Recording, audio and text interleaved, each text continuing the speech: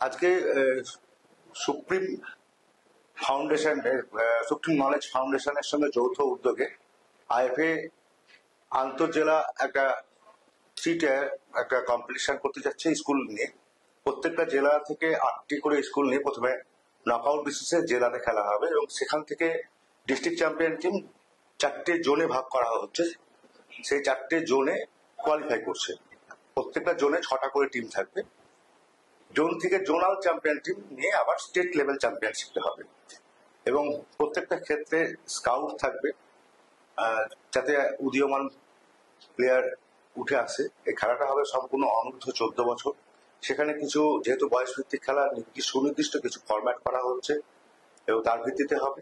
এছাড়া আরেকটা সিদ্ধান্ত আজকে হয়েছে যে আন্তঃজেলা যে প্রতিযোগিতাগুলো হচ্ছে সেই প্রতিযোগিতায় আবশ্যিকভাবে লাইসেন্স কোচ থাকতে হবে প্রত্যেকটা জেলা দলের দায়িত্বে যারা থাকবে। এই দুটো হচ্ছে মেজর সিদ্ধান্ত হয়েছে। যেহেতু গ্রীষ্মকালীন অবকাশ শুরু হয়ে যাচ্ছে সেহেতু গ্রীষ্মকালীন অবকাশের পরে এই টুর্নামেন্টটা শুরু হবে।